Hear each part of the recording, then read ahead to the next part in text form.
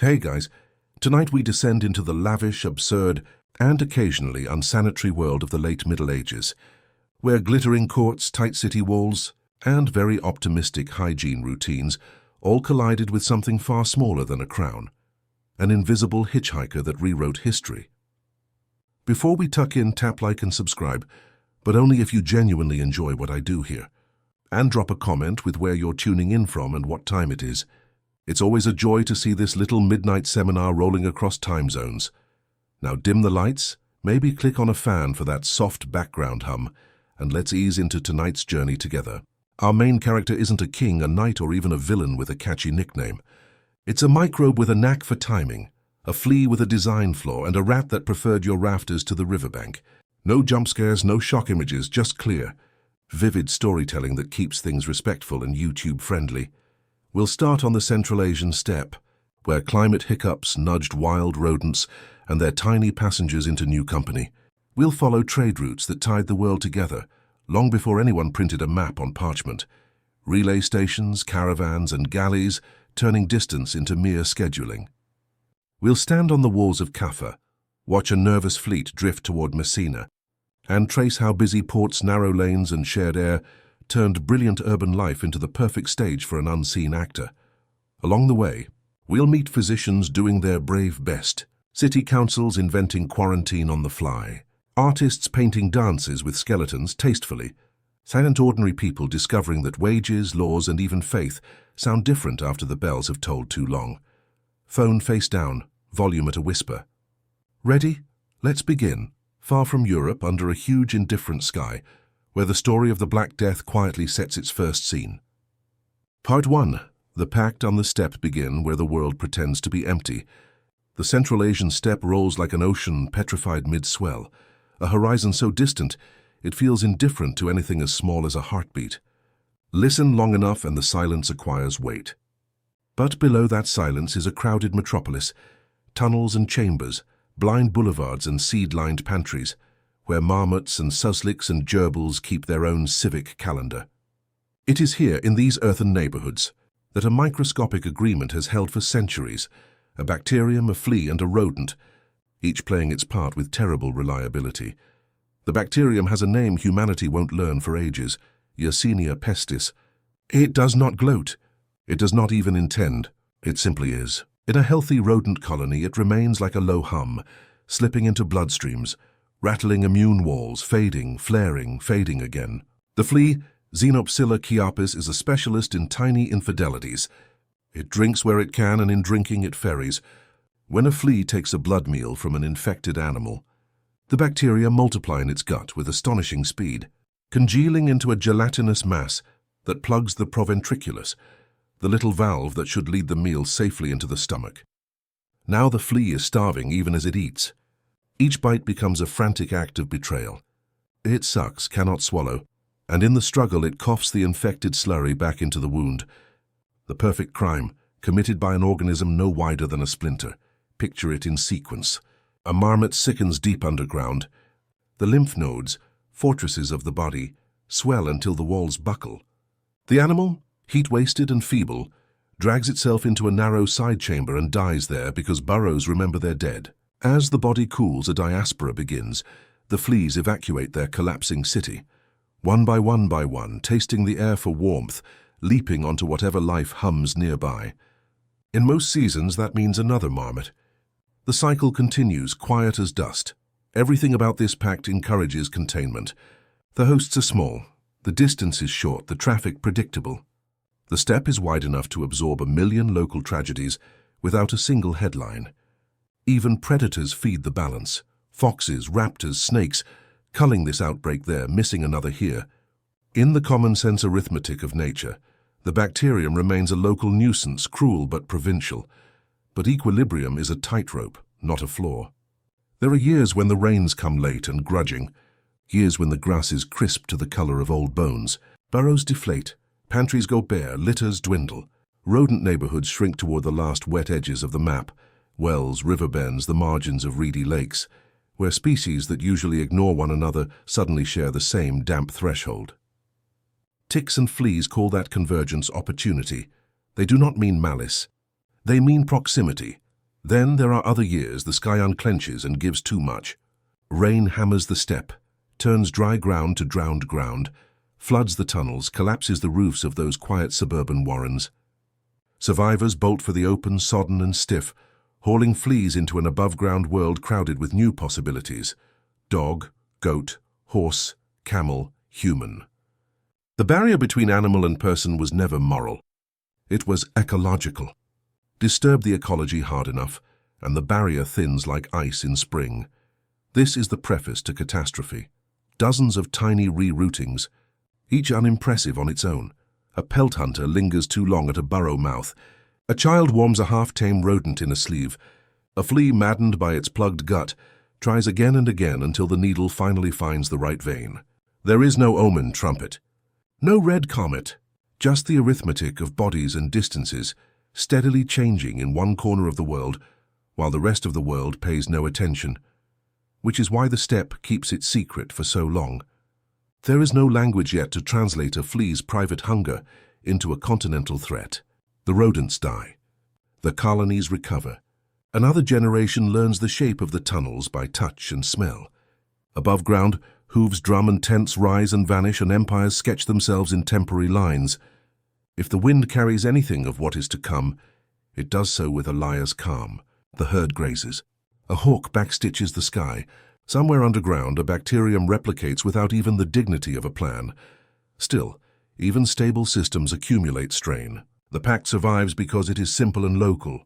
All it takes to break such a pact is a pair of forces that expand the meaning of simple and erase the borders of local. One is climate, patient, implacable, bigger than any burrow. The other is human logistics, newly ambitious, newly fast. Together they will do what no siege engine could. They will pick up a private, subterranean rhythm and teach it how to march on cities. For now, we stand on the steppe with the silence pressing against our ears and imagine nothing but the next hour. Warmth, water, forage. The fleas are still small. The rodents are still numerous. The bacterium still thinks of itself, if it can be said to think at all, as a village problem. But a road is being built over the horizon that will change the speed of everything.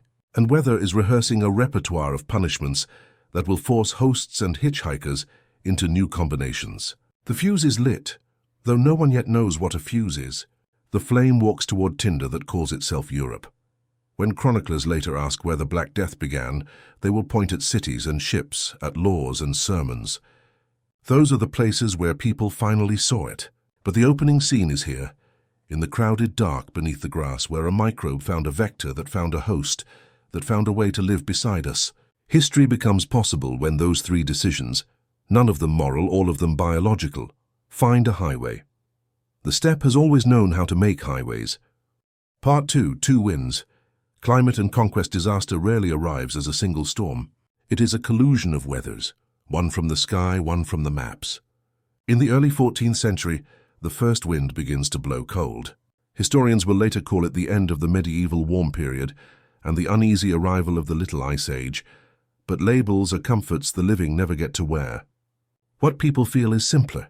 Summers shortening their leash, harvests sulking, winters that begin to chew instead of chill. On the steppe that shift reads as chaos, droughts that cancel grass, then unseasonal rains that turn burrows into sodden graves. Stress reshapes neighborhoods. Rodent species that once kept polite distances now share waterholes with the tight-shouldered tolerance of strangers, sheltering under the same awning in a downpour. Parasites are indifferent to etiquette. Xenophila does not ask for passports. A plugged flea does not care whether the warm blood it can't swallow belongs to a marmot or a man. Climatic convulsions, thin walls we didn't know were there. The second wind is human, and it moves with purpose. The house of Genghis Khan's heirs has hammered a patchwork of Khanates into a single logistical imagination. Pax Mongolica, the Mongol peace, is not gentle. Its bricks are conquest and tribute, but once raised, its roads are safer than the world has seen in centuries. A relay network of yam stations, stocked with remounts and provisions, stretches from China's coast to the edges of Europe. Merchants who once crept along timid paths now canter, stamped documents in their belts, their guards fewer, their ambitions larger. Speed is civilization's favorite drug. The faster a caravan moves, the more viable distant luxuries become. silk that whispers like water, spices that turn salt meat into memory, porcelain that holds a sheen like court light. Cities along the route flower in the wind shadow of this traffic, Samarkand, Tabriz, Trebizond, each a bazaar of languages and weights and smells. Grain is the humble constant among these delicacies, the ballast in every hold, the cushion in every camel's cargo, and grain is to the black rat what temples are to gods, habitation and offering in one. Rattus rattus is not the sewer bruiser modern urbanites know. That honor belongs to the later brown rat. The black rat is a climber, a rafter shadow, a thatch whisperer. It hides in the architecture of human comfort, lofts, granaries, rope coils, the dry corners of shipholds, and it breeds with the optimism of species that have learned to live beside us. Where grain goes, rats settle. Where rats settle, fleas test their luck. Where fleas test their luck, Yersinia pestis auditions for a new role. Draw an imaginary line from the burrow-pocked slopes north of Lake Issyk-Kul, westward to the Black Sea. You can step that line from host to host if you have patience. But commerce does the work faster. A flea, blocked and starving on the hide of some steppe rodent near Issyk-Kul, hops to a passing rat tugged into a trap. The pelt comes off. The flea stays. The trader's cart jostles to a caravanserai. Rats investigate the stacked sacks by moonlight. The flea crosses. Weeks become months. Stations change names and accents. Somewhere between Samarkand and the Caucasus, a merchant hears that a siege is squeezing a rich port on the Crimean coast. He has grain. The besieged have need. Profit is an argument that can talk men past their caution. Kaffa, modern Feodosia, glitters on a peninsula that protrudes like a thumb into the Black Sea. Genoa holds it as a keystone in their maritime arch. Goods from the east, funneled through its warehouses, contracts scrawled in its counting houses, ships shouldering each other in its roadstead, raising and lowering the ligatures of empire. Across the steppe, the Golden Horde watches the wealth flow and calculates what must be done to reroute it. A siege is not only stones and ladders. It is a physics experiment. Mass applied to walls, patience applied to provisioning, fear applied to morale. In 1346, under the Khan Jani Beg, Mongol forces turned Kaffa's air into a storm of projectiles hurled by trebuchets with the patient violence of astronomy. The Genoese have seen such storms before and know how to outlast them.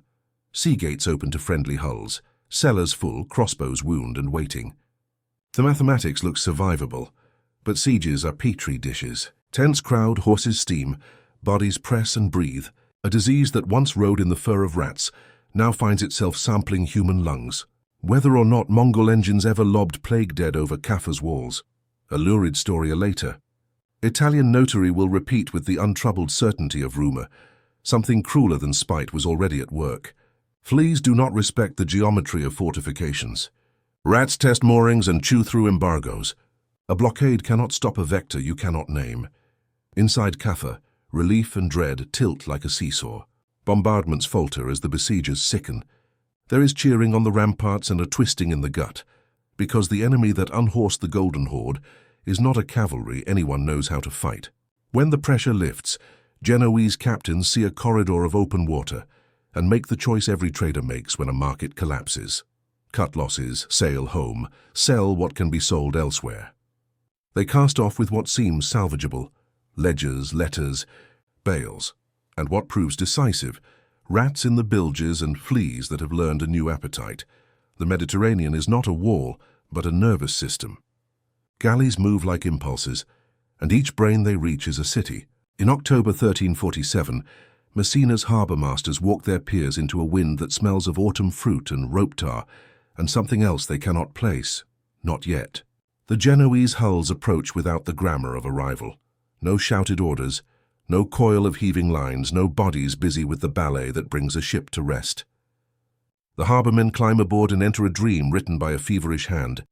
Men with the breath of furnaces and eyes blown wide, swellings under arms and in groins like fists under a blanket, dark patches on the skin, as if the night had risen early and chosen them first. Orders are given with more hope than faith.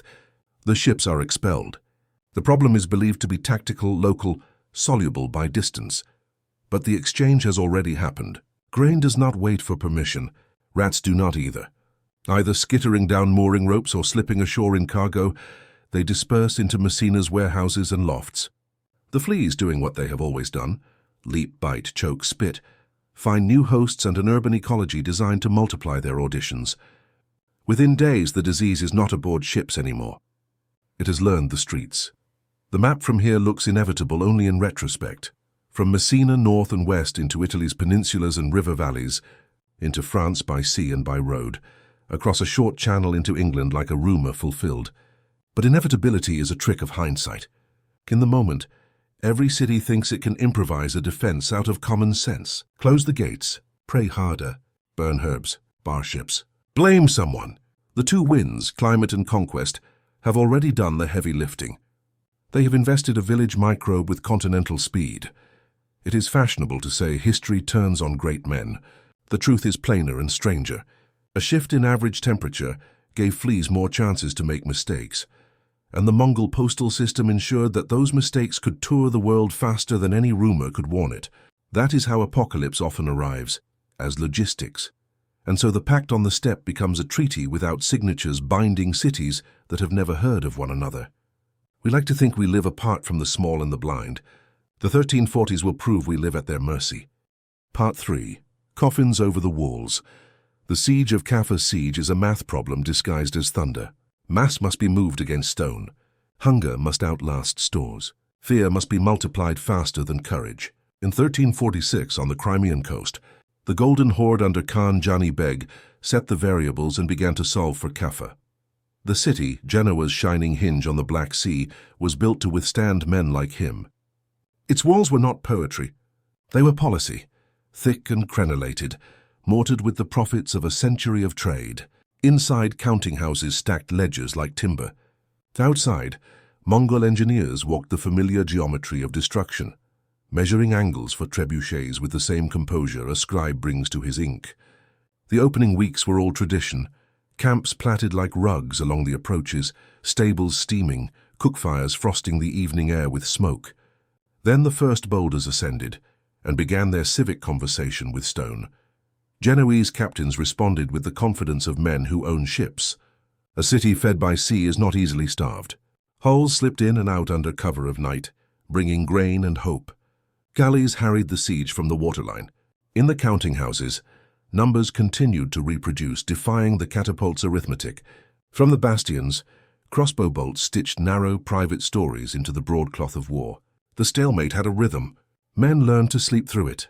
Then the camp beyond the walls changed its music. It began in the way disease always begins, too small to earn a sentence. A horse refused its feed. A groom complained of heat in his bones. A messenger returned early and went straight to ground. The Mongol army was a masterpiece of logistics, but masterpieces are still made of men who breathe close, share bowls, tighten each other's girths, and pass their hands across the same straps and reins 100 times a day. Somewhere in that fabric a flea learned a new trick, and a bacterium found a richer stage. The symptoms need no embroidery. Fever that mounted like a siege tower. Lymph nodes blown up in groin and armpit, until the skin glazed tight as a drumhead. Dark subcutaneous blooms, as if bruises had forgotten their place and decided to colonize. In the tents, murmurs became prayers, then became nothing at all. A cavalry that had learned to fear no human enemy discovered a foe with no banner, no horse, and no mercy.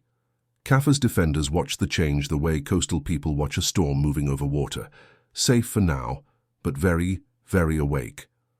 The bombardments faltered, then stopped. Repair crews came down off the walls and stood in clusters, listening to a silence that didn't feel like victory.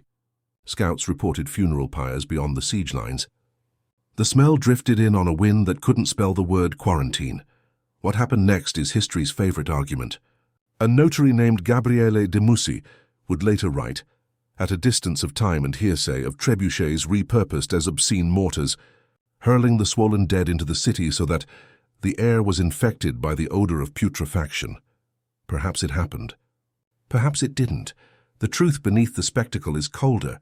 Whether catapults slung corpses or not, fleas and rats were already working a patient sabotage no wall could intercept. Siege lines compress everything: space, breath, resources, and disease loves compression. Inside Kaffa, relief and dread braided themselves tight. The immediate threat, the one with hooves and iron, was dissolving. But the nature of the reprieve felt wrong. Men who had spent their adult lives solving problems with timber, rope and fire found themselves peering through arrow slits at a killer that did not flinch when a gong was struck. It walked through canvas. It lay quietly in grain. Once the siege loosened, Genoese merchants and captains enacted the oldest clause in any contract: live to trade again. Crews were called to their benches. Cargoes were hurried aboard. Prayers were offered that had little to do with doctrine and everything to do with luck. The plan was sensible and fatal: leave. Go anywhere that isn't here. Sell what can still be sold. Write off the rest. The galleys shoved their prows into the Black Sea like men shouldering through a panicked crowd. On deck, the rituals of departure played as always. Anchors weighed with a racket of chain, oarbanks finding their chant, pilots counting fathoms like rosary beads. Below deck, in the sweet, dusty dark of the hold, a different liturgy continued. Rats investigating seams, nesting in rope, dining on broken grain. Fleas blocked ravenous, performing their small, desperate miracles. The ships were carrying more than invoices. At sea, the disease found a laboratory tailored to its strengths. A galley is a geometry of proximity. Benches where men breathe each other's air in rhythm, cramped forepeak and stern cabins where officers lay down within arm's reach.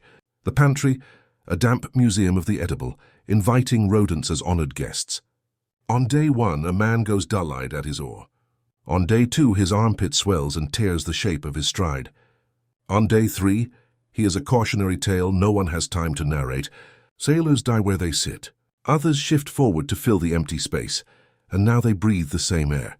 What do you do with a body at sea? At first, ceremony. Words said quickly, a sheet, a splash. Soon practicality mutinies. The wind is wrong, the sea too short for dignity, the labor too dear to spare. Men die where the ship keeps them. The healthy learn the trick of not looking down. And the rats continue their ordinary lives, which happen to be catastrophic for human ones. As the flotilla made its way south and west, past Trebizond, past the narrow mouth of the Bosporus, with Constantinople watching behind its mosaic face, past the Aegean islands like sledge jewels, rumor ran ahead like a scout. A bad sickness, ships that wouldn't heave to, crews too quiet. The Mediterranean was a network before anyone learned to draw networks. Information moved along it with the same inevitability as cloth and wheat. When the Genoese hulls turned toward Sicily and the port of Messina, the harbour masters were already braced for something. They were not braced for this. October 1347. The city woke to a line of masts like an accusation. Dockhands gathered to do the work that cobbles them to the world. Lines, shouts, knots. From a distance, nothing was wrong. Up close, everything was. No call and response from the decks. No swagger of men lean with labour. The oarbanks sagged like collapsed lungs. The officials went aboard, and their language deserted them. Smell explained more than sight. Rot sweet arithmetic, sweat burned sour by fever, the high metallic tang of blood when it wears a mask of air. Decisions in such moments are theatre. They must be loud, certain, immediate.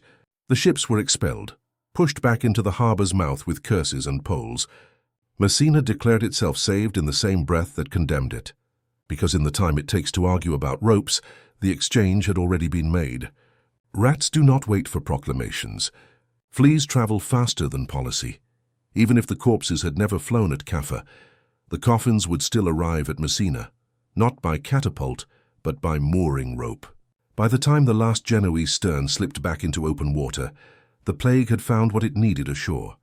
Granaries, rafters, straw ticks, 1,000 human lungs within a mile's walk of each other. The siege was over. The siege had just begun.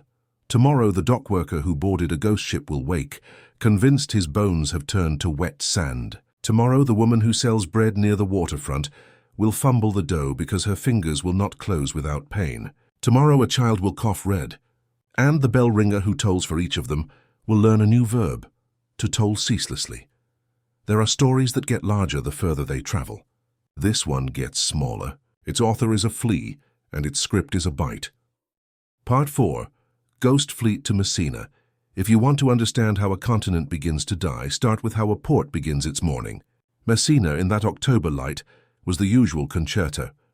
Gulls arguing above the masts, cartwheels finding their ruts, a fishmonger extolling the honesty of his scales, a priest reciting the hour. Harbour officers walked the piers counting hulls as if they were beans. Sail or cargo crew, these are numbers that make sense. Then the Genoese squadron arrived and taught the city a new mathematics. The first ship came in crooked as if embarrassed of its own keel. Men in the harbour master's skiff shouted, then grew quiet as the replies failed to materialize. Climbing the ladder was like entering a sanctum where every god had already died. A boatswain lay with his head tipped back over a rung, mouth open, as if to drink from a sky that wouldn't pour. A youth with a sailor's belt, but a child's wrists tried to stand and found his feet had forgotten the lesson. The swellings under his arms were not lumps but verdicts. What saved Messina in that first hour, if anything did, was panic. The order to cast off was not a policy. It was a flinch. Lines were chopped, curses rained, poles shoved hull from stone. The Genoese, in their stupefied misery, were sent back to the only sanctuary left to them, the non-place between shores. The harbour men congratulated themselves in tight voices. The water, after all, is a moat. Isn't it? But the moat had already been crossed. Grain waits for no magistrate, and grain had been touched. The ropes, fat with tar and hair from 100 hands, were as useful to rats as ladders are to men. You cannot expel what you have already admitted. The first rule of contagion is that it travels at the speed of unnoticed things. For a few days the city enacted hope. The death ships had been banished. The markets, chastened, reopened. Men wiped counters with vinegar and whispers. A friar preached from a cart about penance and prudence in roughly equal measures.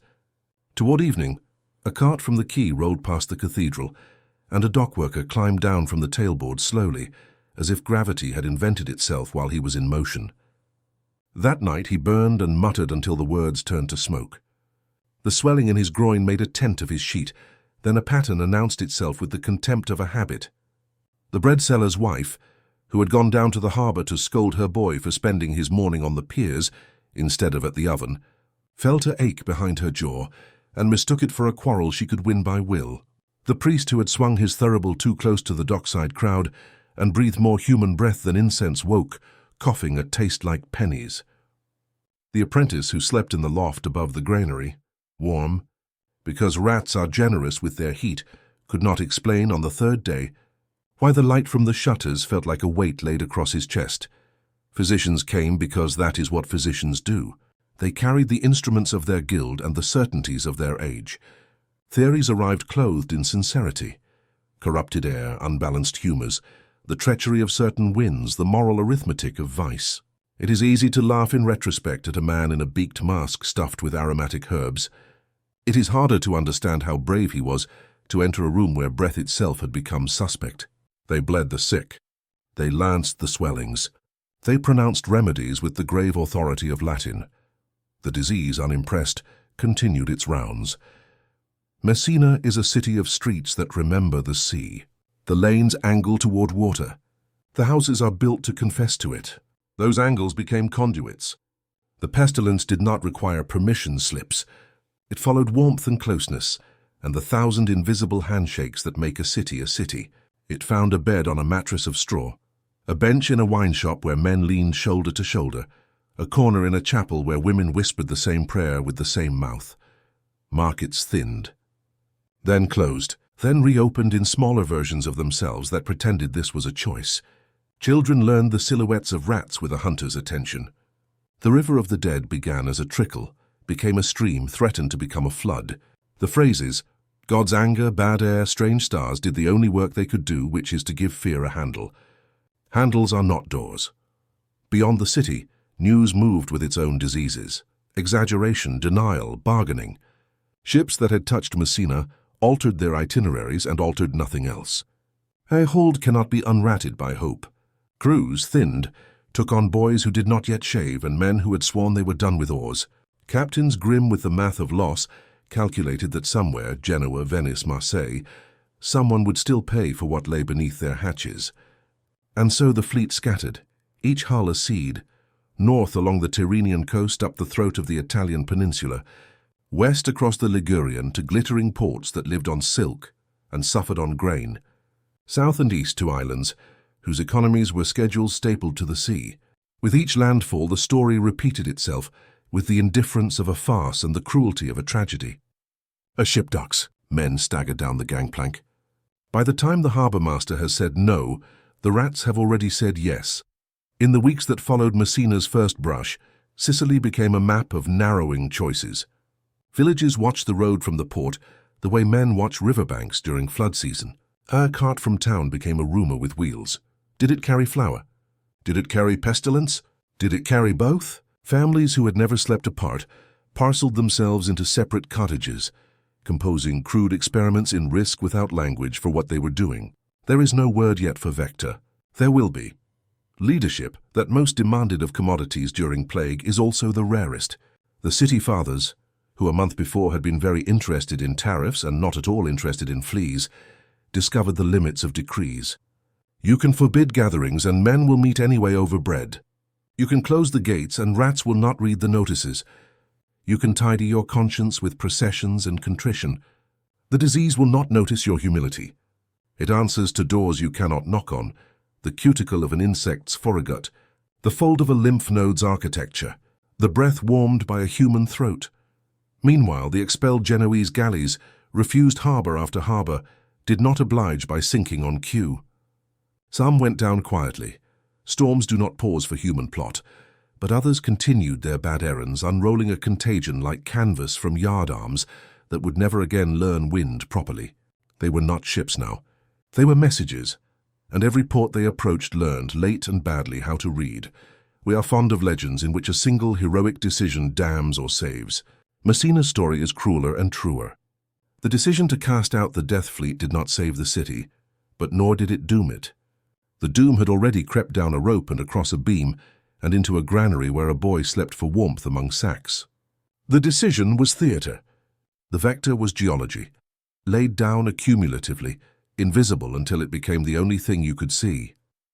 Elsewhere, bells began to toll with the insistence of a new liturgy. Men in Avignon counted bodies by the river.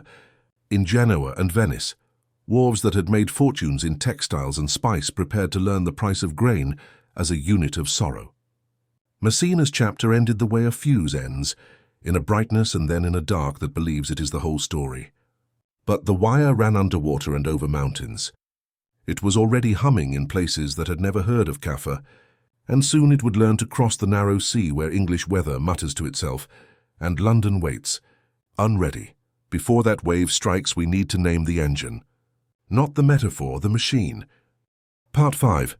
Anatomy of an invisible engine. Truth is an instrument maker. To fight an enemy, you have to build the nouns that describe it. In the middle of the 14th century, Europe possessed nouns for sin, for rot, for airs and humours, for stars in unlucky postures. It did not possess the words it needed most: vector, pathogen, reservoir, aerosol. So the plague walked in dressed as a curse and was welcomed into language that could not refuse it. Let us strip the costume. Begin with the smallest player the story can carry. Yersinia pestis, a rod-shaped bacterium with no plan beyond replication. When it enters a mammal via a flea bite, it does not race foolishly into the bloodstream to be slaughtered. It slides into the lymphatic system, that silent river of guardians and filters, and takes a fortress. The nearest lymph node, groin, armpit, neck, becomes an occupied city. Immune cells, charged to die gloriously, do so in numbers that clog defense with victory. The node swells into a bubo, hot and tender, a sign that the body is fighting a battle the body cannot win on those terms. But why pestis does not travel alone? It rides a vehicle evolved for theft, the oriental rat flea Xenosilla chiopes. The flea lives small, but the problem it presents is architectural. Inside its foregut is a valve, the proventriculus that should usher meals along. Plague bacteria multiply there and manufacture a biofilm, a gelatinous clog that turns the flea into a paradox, full of food, starving to death. Desperation makes it a better warrior. It bites more often and more aggressively. Each attempt fails to deliver sustenance and succeeds at delivering a slurry of bacteria, from the blockage into the skin of whatever it has chosen to prey on next. A single blocked flea can seed dozens of infections before it dies of a hunger it cannot logically possess. On whose back does this weapon travel? Not the brown rat of sewers and superstition. That immigrant will not dominate Europe until later. But the black rat, Rattus rattus, small, acrobatic, a connoisseur of beams and rafters.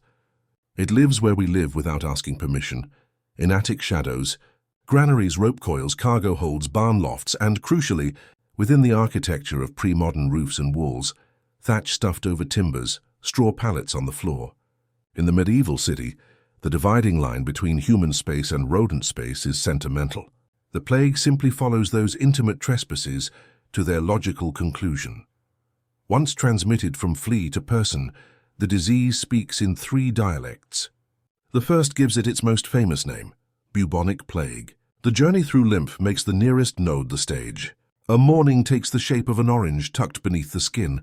Fever comes, chills and vomiting lay their hands on the body's shoulders and will not lift them. Subcutaneous bleeding paints the skin with purple-black signatures. Without intervention, of which the 14th century had none that worked, perhaps 40 to 70% of cases die within days. Some burst their way back to life. A bubo drains, a fever breaks, pain recedes, and a human being walks out of a room he was carried into. They are the lucky ones, and their luck is small comfort to the many. The second dialect uses fewer words and kills faster, septicemic plague, in which bacteria either bypass the lymph or break through to the blood and ride the central current everywhere at once. Now the body's elegant coagulation cascade misfires, clots flower in 1,000 capillary gardens, starving tissues, then bleeding follows paradoxically. Nose gums under the skin as the factors are exhausted. Fingers blacken, toes die standing up. There may be no bubo. There is often no time for one. Death can arrive the day after introduction. The story ends before it learns to describe itself. The third dialect is a genius of cruelty because it liberates the disease from its previous dependencies. Pneumonic plague. Here the bacteria take up residence in the lungs. A cough becomes an aerosol factory, a fine red mist of pathogen and saliva, a traveling kit. Now the flea can stay home. Now rats are optional.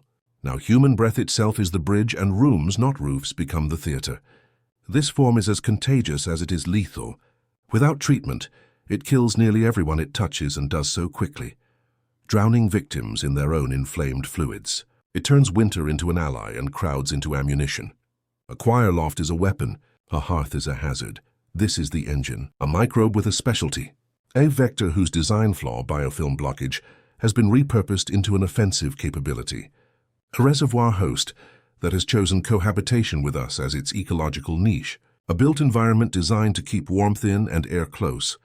Add movement, caravans, galleys, carts, and the pieces that once produced small tragedies in rodent cities produce continental history. The city makes the engine more efficient.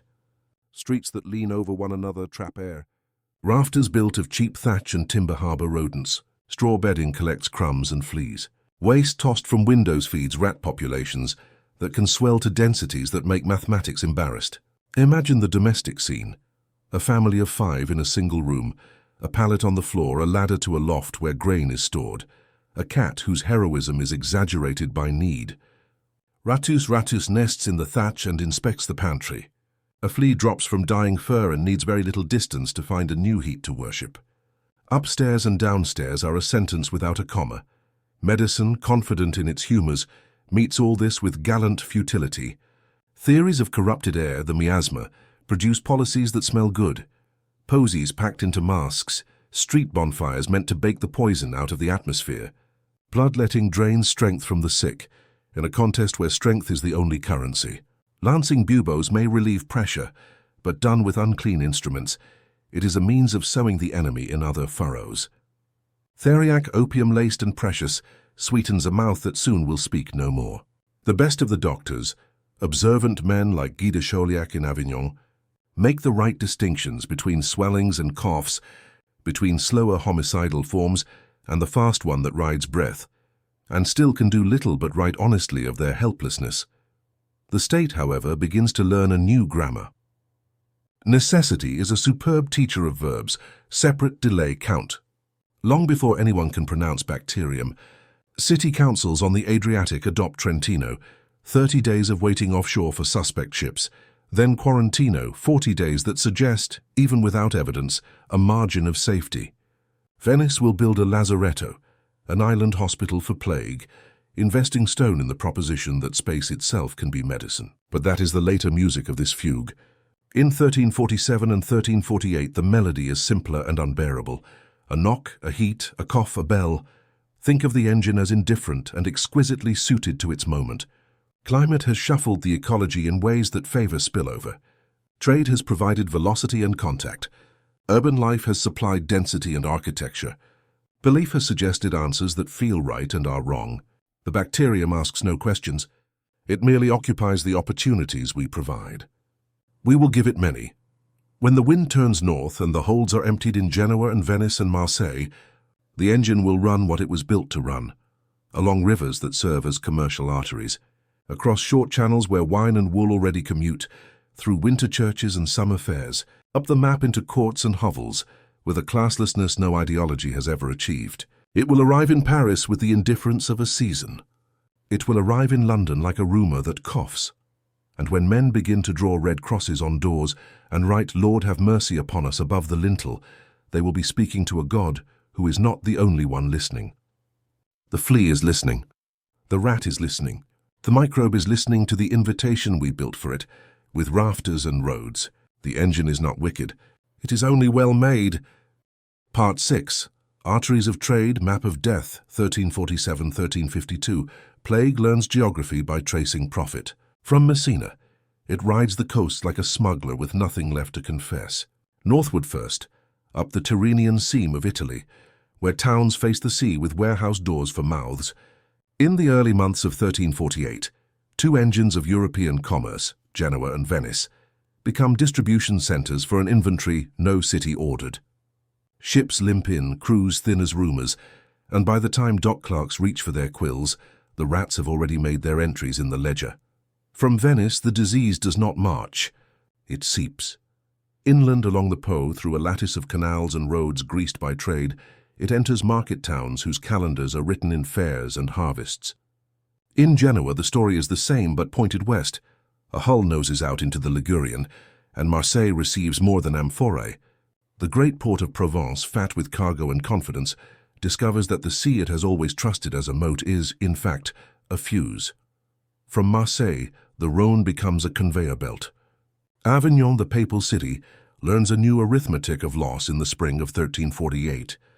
Pope Clement VI, a pragmatic soul in a world that is running out of patience for pragmatism, watches death move through his households until his staff is a rumour.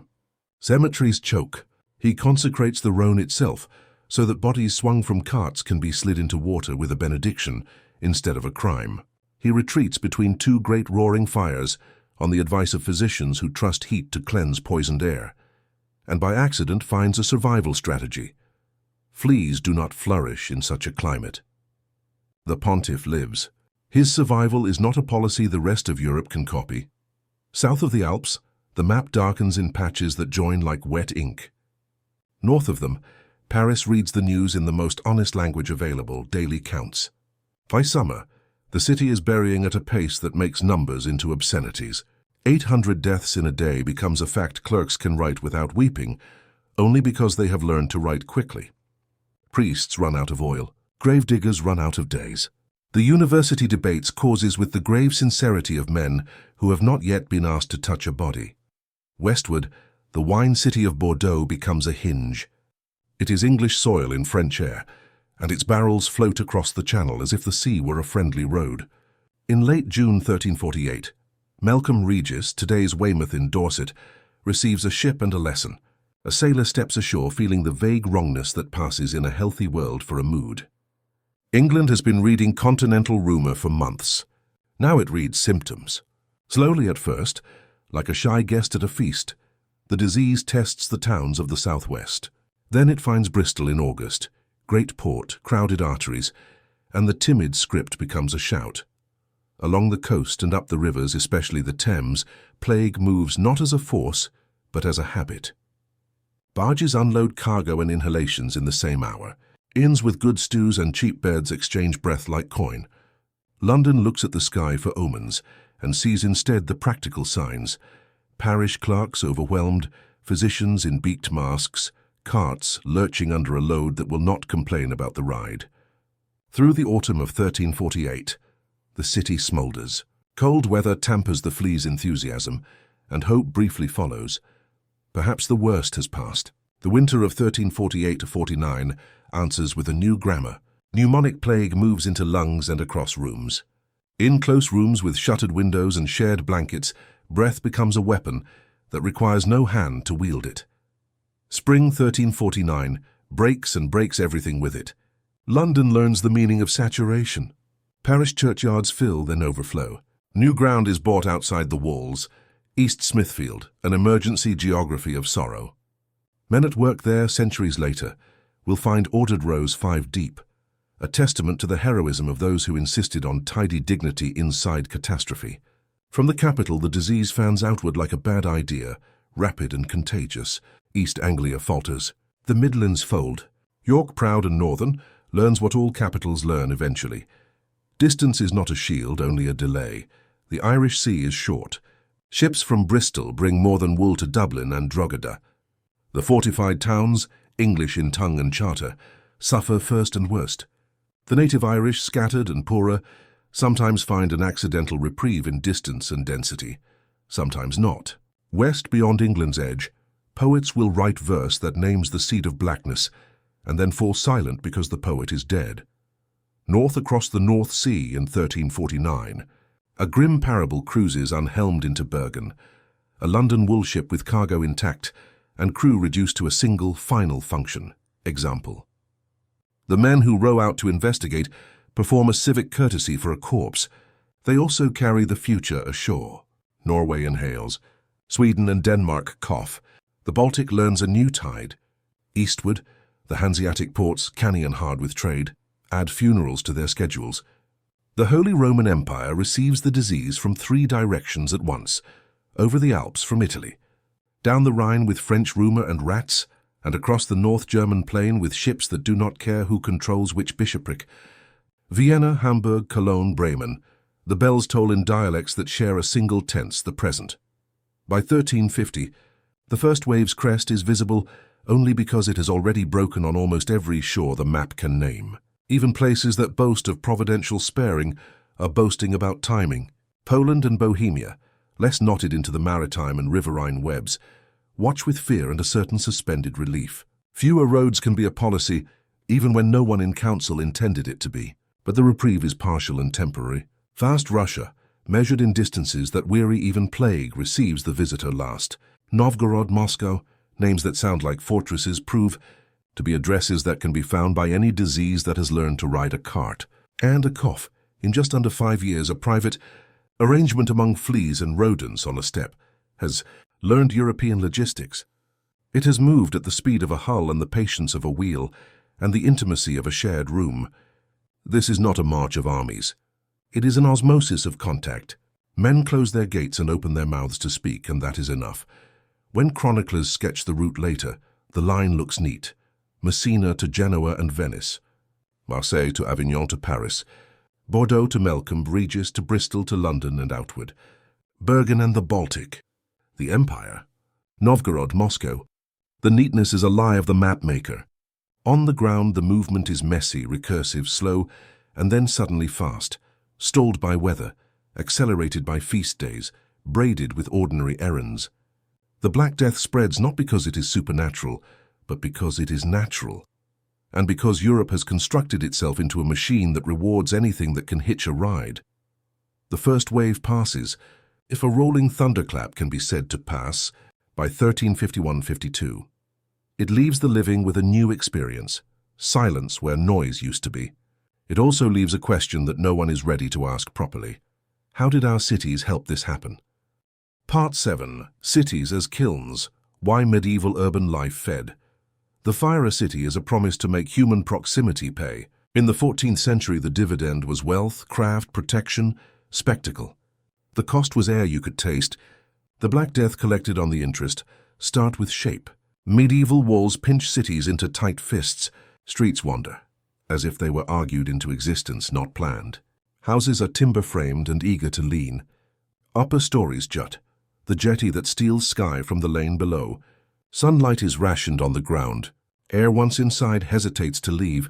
In summer, that means warmth. In plague time, it means advantage to anything that travels by breath. Add texture. Pavements, where they exist at all, are patched and pitted. Most streets are churned dirt until rain makes them something worse. Waste is not an engineering problem. It is a reflex. A shout of "Gardez-le!" Gardez-le learned badly, precedes a chamber pot's harvest sluicing out of a window. Butchers tip blood into the gutter, as if it were a conversation to end. Tanners work the hides with chemicals a river will carry, if asked impolitely enough. The Seine and the Thames are not water. They are long brown memories. In this environment, Rattus thrives like a businessman whose city council cannot spell the word inspection. Granaries, the caloric batteries that keep winter from being the most reliable weapon in God's arsenal, are five-star hotels for the rat civilization that lives parallel to the human one. Rafters and thatch, cheap, light, warm, are rat boulevards. Rope coils on dock and in hold are rat apartments. Straw strewn on floors to soften the complaint of hardboards is rat theatre seating. Crumbs, fleas, a comfortable view. Move inside. A typical urban family's universe is one room with loft. Mother, father, children, perhaps a lodger or two to keep the rent honest. The bed is a pallet of rush or straw laid over planks that were a tree last year, but are now a plan. Ladders ascend to a space where sacks of grain sit like fat saints. Everything anyone eats happens inches from where everyone sleeps. Cats exist, yes, and they are valorized past their performance. Herr Goodmouser earns song and rumour, but even a town of saints cannot canonize enough cats to starve a rat population that reproduces with the mathematics of flood. The flea needs very little in this ecology. A single fall from a dying rat in the thatch to the rushes below is not so much a leap as a gravity lesson. Warmth rises from 3 human bodies asleep. The flea's gut is blocked and desperate. The rest we have already described. The household's air fills with a cough that recites a creed no priest wrote. Hospitals, to the extent they exist, are not laboratories of recovery. They are hospices, charitable institutions where the poor and the dying receive food, prayer, and a clean place to fail at continuing. In plague time, they become accelerators. Concentration is a virtue in commerce and a catastrophe in contagion. Staffed by religious who have taken vows that bring them admirably close to the sick, they inadvertently become bridges. The disease can cross with hardly a pause. Public health is not yet an idea. Municipal pride expresses itself in walls, fountains, guildhalls, and churches, not in sewers and air. Latrines are private and often porous. The smell of a city is a fact no one bothers to contradict. Dung from animals that move everything. Offal from stalls that feed everyone. Human waste that has nowhere else to go. Smoke from wood that burns poorly. Fish that has one day too many between sea and sail. If miasma, bad air, were the cause, then cure would be a matter of incense and fire.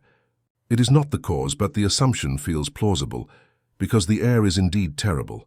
Then there is the traffic. Cities exist precisely because they are nodes. Goods stream in and out with the confidence of habit. Carters and porters and sailors are the blood cells of commerce. A bolt of wool from Flanders, its invisible cargo of mites and dust. A cask of Gascon claret, with rats dining on the angel's share. Spice from the Levant, that scents the breath of a moneylender who lives over a bakery whose sacks are as interesting to fleas as they are to bakers. The very arteries that keep cities alive make them indefensible against a pathogen that rides along any warmth. When the plague enters such a machine, it does not need to run. It can stroll. A family coughs in a tenement. A neighbor visits with soup and sympathy. The neighbor's apprentice attends mass. The choir sings in a loft where air pools, and piety becomes a vector. Winter helps the mnemonic form. Closed shutters and crowded rooms are gifts wrapped in conscience. Summer helps the fleas. Warmth and filth accelerate their experiments. There is no off-season, only a change of instrument. We possess eyewitnesses whose talent was to notice everything. Giovanni Boccaccio, in Florence, wrote a preface to a book of stories that became, unintentionally, a civic autopsy. He saw the carts that came at dawn to collect, the pits dug and layered, as one lays cheese in lasagna, the abandonment of bonds that had been considered sacred. He wrote of fathers and mothers who fled from the bedsides of their children with a decisiveness that scandalized him even as he understood it. The shock of that betrayal still travels. It is not only that fear is strong, it is that the city's design made courage expensive and rare. London gives us a different kind of witness, centuries later, when archaeologists lay careful hands on East Smithfield. Skeletons in tidy rows tell a story of people who refused to abandon order. Children, women, men, strangers, suddenly neighbors in death. We romanticize courage as charging. Often it is shoveling straight lines into rocky ground, because chaos does not get to decide everything. The city was not only a kiln, it forged virtues too under impossible heat. Still, the accounting must be honest. Medieval urban life, its architecture, sanitation, density, and traffic, was the perfect ecology for plague. Not because men were wicked, but because the technology of living together had not yet learned how to protect breath and food from what loves them best. It is tempting to scold the past for not inventing the future sooner. It is more useful to see how every advantage, from walled security to stacked housing to bustling markets, turned in this one context into liability. The lesson will be learned at enormous cost. It begins as a set of prohibitions, crude and sometimes cruel. Close the bathhouses, forbid funerals, stop the fair. It will mature over centuries of recurrence into something like policy. But in 1348-49, inside the kilns of Florence, Paris, London, Cologne, and 100 lesser towns, the only policy available is endurance. The plague does not know it is teaching. The city does not know it is learning. Together they make a curriculum fit for no child, how to live when breath itself is dangerous. Part 8. The medicine that failed. The men called to the bedsides of the dying were not charlatans in their own eyes or their neighbors'. They were the keepers of a library. Their shelves held Galen and Hippocrates, authorities who had ordered the body into a system legible to reason. 4 humours: blood, phlegm, yellow bile, black bile, each tied to elements and seasons. Health was balance. Disease was imbalance. It was elegant, memorable, wrong in crucial ways, and exceedingly difficult to unlearn while the screaming was in the next room. Begin with diagnosis. A patient with a bubo arrives like a riddle with its answer tattooed on its skin. The note is the size of an egg, hot, tender, red shading to purple. Fever and vomiting sit at the bedside and refuse to leave. The physician asks the questions his teachers taught him. Is the heat excessive? The moisture? The blackness? The spirit? He prescribes accordingly. If the disease is too much of blood, hot and wet, then bleed. If the spirits are melancholic, black and cold, then music and cheerfulness and bright rooms. He commands perfumes to conquer stench. He forbids bathing, lest open pores drink the poisoned air. The logic is coherent and catastrophically unmoored from the biology in the room. Bloodletting, phlebotomy, is a ritual with steel. A neat incision in a vein, opposite the site of the swelling if possible, drains the excess the theory despises. Bowls fill with what the body can least afford to lose. The patient grows faint, which in that logic may signal success. The heat has left. In reality, the currency of resistance has just been spent at the wrong shop. Leeches can be gentler executioners. They work slower, with the same end. Buboes receive attention blended of courage, pity, and error. They are seen as the body's attempt to evacuate poison. The physician assists with a sharp knife. Lancing a node does relieve pressure, and in a handful of cases, may be the doorway through which survival re-enters. More often, with unclean instruments and unclean hands in unclean rooms, the incision is simply a fresh invitation to a more systemic disaster. Afterward come the poultices, pastes and plasters laid over the wound to draw out the venom. Tree resins and lily roots are the ingredients of the hopeful. More desperate recipes appear. A paste made of dried human or animal dung mixed with figs, a materia medica assembled from superstition and sincerity. One prescription, both famous and horrifying, calls for a live pigeon split and laid warm against the swelling, the bird imagined as a sponge for sin and sickness alike. Potions, too, have their day. Theriac, an ancient antidote born in Rome and revised by centuries of apothecaries, is a sticky, expensive optimism. Honey, cinnamon, opium, wine, herbs in a number high enough to flatter the buyer. Emerald dust appears in some drafts because preciousness itself is imagined as a mode of healing. The bottles smell strong. They do nothing for Yersinia pestis. All the while the plague's mechanics are misread. The theory of miasma, poisoned air, has the dignity of almost being right. Smell is indeed the herald of rot. It leads to policies that soothe as they fail.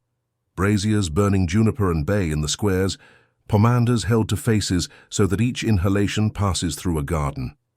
The famous beaked mask of the plague doctor, probably more a 17th century design than a 14th, embodies the principle: fill the beak with aromatics, place glass over the eyes, drape waxed fabric around the body, carry a long staff to point and prod from a distance.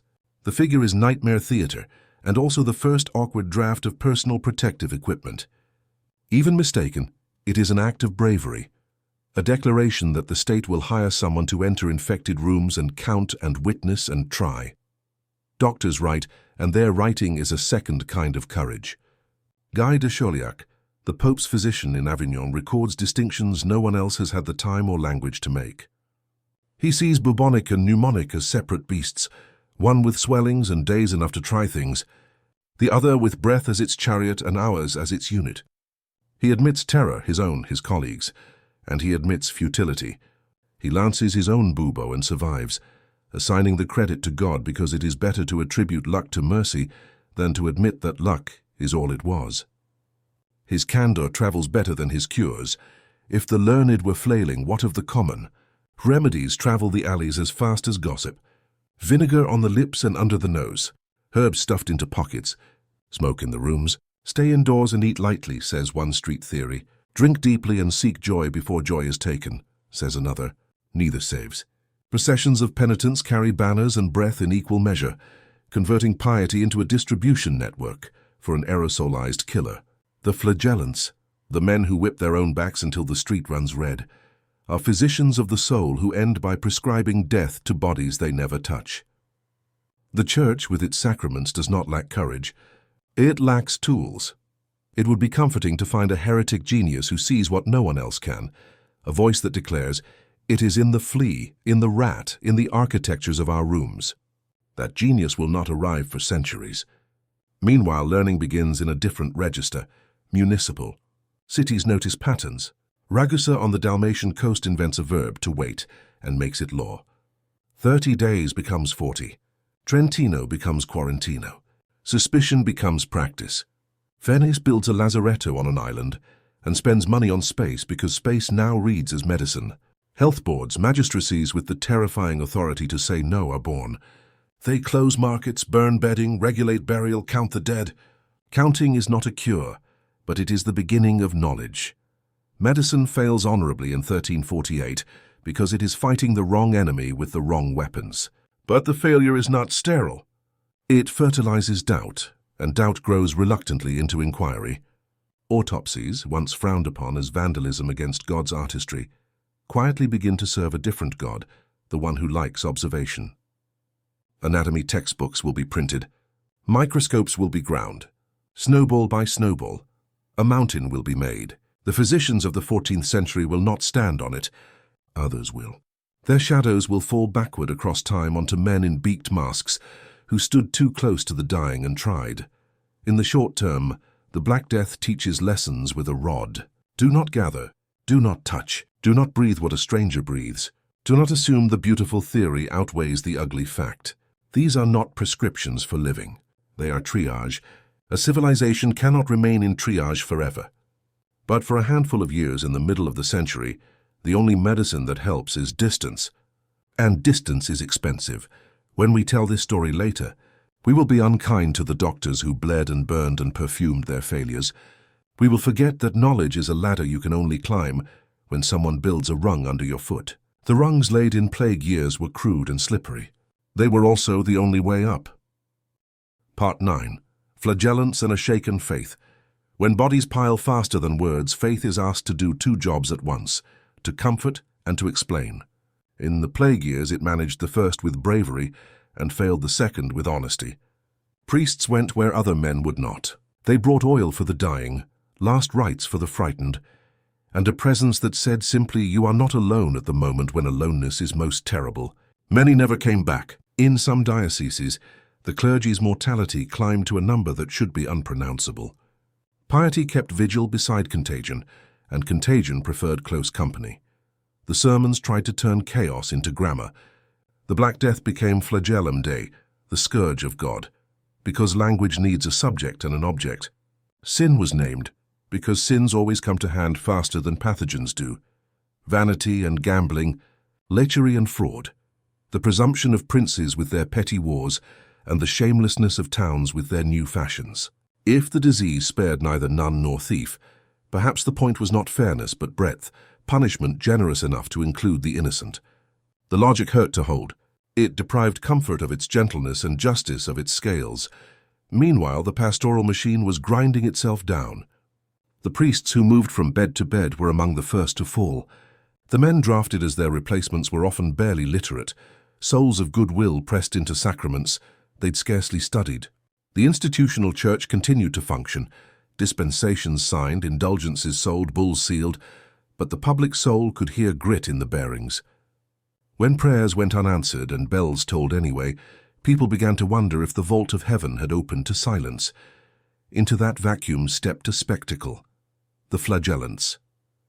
Self-punishment had a long Christian pedigree, fasts, hair shirts, vigils that frayed the body until the soul could hear more clearly. But plague made everything extreme. In 1348, processions appeared first in the German lands, then elsewhere, with the choreography of a travelling liturgy. Men mostly stripped to the waist in town squares. They carried scourges of leather with 3 or more tails studded with iron. A leader, half priest, half drill master, intoned prayers and confessions. Then the whips fell again and again until backs were canvases of welts and blood. They threw themselves to the ground in prescribed patterns, sometimes in the form of a cross, and rose to receive the lash anew. The ritual lasted 33.5 days, one for each year of Christ's life, plus a coda, and the claim was not timid. This penance could cleanse sins wholesale, short-circuiting the need for priests, for confessionals, even for the church's sacramental economy. Towns welcomed them with the relief of people grateful to see action. Here at last was outrage that cost the body something, a sacrifice you could count in drops. The flagellants ate at public expense, slept under civic roofs, accepted veneration with downcast eyes and moved on. Behind them, the plague did not stop. In front of them, it learned that mass gatherings, crowds pressed close to. Watch a ceremony of proximity were theatres well lit for a pathogen that had learned to ride. Breath, inevitably the movement grew a doctrine to match its charisma. Letters claimed from heaven circulated. Prophecies appeared that tasted of ink more than of revelation. A few leaders began to look too much like saints and to enjoy the resemblance. Parish priests found their flock peeling away to the square. Bishops discovered their authority being outshouted by a ringleader with iron in his rope. Avignon watched. Pope Clement VI, who had already done what a prince of the church could do against the flood, consecrate rivers for burial, assign theologians to diagnoses, pay for bread and care, and surround himself with the heat of great fires, saw in the flagellants not only a public health danger but a theological one. They were founding a parallel church with blood instead of sacraments, spectacle instead of order. In October 1349, a papal bull condemned the movement, forbade the marches, named heresy by its proper name, and instructed secular authorities to suppress the processions. By then, fashion had begun to turn. The suffering did not purchase rescue. The spectacle that had promised catharsis started to look like a kind of vanity, a theatre of wounds that fed crowds what crowds always want, novelty, feeling, without feeding the hungry or burying the dead. Towns that once set the tables for the brotherhoods now barred their gates. The men with scourges melted back into the countryside, chastened or unrepentant, depending on the man. The bull outlasted the movement. The movement outlasted its usefulness. The crisis of faith never congealed into unbelief. It congealed into suspicion, toward institutions that could not deliver certainty, toward clergy visibly overmatched, toward any claim too confident to respect the facts. For some, the answer was intensification. More prayer, more fasts, more private vows. For others, it was a turning of the gaze from the invisible toward the human. If the heavens would not explain themselves, perhaps the world at hand deserved more attention. That seed, small, sullen, and utterly untheological, would later sprout into a thought called humanism. It would not save a single life in 1349. It would, over time, change a civilization's posture. But the most immediate religious lesson was this: zeal is not a quarantine. The lash cannot scourge a bacterium. The chant cannot jail a cough. Priests and penitents alike died in the same beds and were laid in the same pits. The plague was teaching without mercy, and the churches, to their credit, did not stop ministering because their doctrines failed to impress the microbe. They prayed and carried and buried until they could not. And then someone else, sometimes a thief, sometimes a saint in disguise, took up the stretcher. And in the crowd staring at the bloody backs, a different idea was forming, old as fear and younger than reason. If heaven would not identify the culprit, earth would. Someone had done this. Someone could be punished. The human mind was about to give the plague a face. Part 10, Scapegoats and Fire. The Rhineland pogrom's terror seeks a plot. Power seeks a prophet. In the Rhineland and the cities around the Alps in 1348-49, they found each other and conspired. The rumor began in a whisper that traveled like an aerosol. The wells were poisoned. Not by the stars, not by God, not by the foul airs you could smell in every alley, but by a people already marked apart by law and habit. The Jews. The charge had every feature a lie needs to live. It was simple. It explained the inexplicable. It demanded action that felt like protection. It played to long-cultivated prejudices, sermons that had painted Jews as enemies of Christ, laws that corralled Jewish families into segregated quarters and barred them from most crafts, economies that made moneylending one of the only livelihoods available and then loathed the moneylender for doing it. When the plague hit every quarter, including the Jewish ones, the rumor did not weaken. It grew. Evidence is not the point of a good conspiracy. Narrative is. In September 1348 at Chillon Castle on Lake Geneva, local authorities arrested and tortured Jews. Under pain that makes truth irrelevant, confessions were obtained, recipes for poisons detailed, co-conspirators named, networks imagined as vast as fear desired. The transcripts traveled, stamped with the dignity of officials. Cities downstream along the Rhone and up the Rhine read them as if they were cures. They were death warrants. What followed was not a series of spontaneous riots alone. It was municipal. Guilds met, councils took votes. The arithmetic of debt was performed in a new light. If the moneylenders' ledgers burned along with the houses, who exactly would complain? Hatred supplied motive. Greed supplied means. Fear supplied a timetable. The plague's speed was a political asset. Act now, before doubt or decency can assemble a defense. In Basel, January 1349, the Jewish population, several hundred souls, was herded to an island in the Rhine. A wooden structure had been built for the purpose. They were burned alive. In Freiburg and Augsburg, the pattern repeated in local variations. Expulsions, forced baptisms, legalized theft masquerading as civic purification. In Strasbourg, the contagion of rumor reached its most bureaucratic refinement. The plague had not even arrived, but the story had, and the guilds, deeply indebted, demanded action. The Patrician Council hesitated. It was replaced. On 14th of February 1349, in the Jewish cemetery, nearly 2,000 men, women and children were offered life in exchange for conversion. Most refused. They were burned on a platform built for the purpose. Property was divided with a clerk's neatness. Debts were voided with a patriot's flourish. In Cologne, the forewarned tried to fight and died. In Mainz, the oldest and largest Jewish community in Germany, desperation made defense fierce. Attackers died, and then came back with more neighbors. The slaughter that followed erased a civilization in an afternoon. In many towns, faced with the certainty of murder or forced conversion, families chose a third way. They burned themselves and their synagogues, embracing death on their own terms, rather than at the hands of men who would call it justice. There were, even then, voices of law and conscience.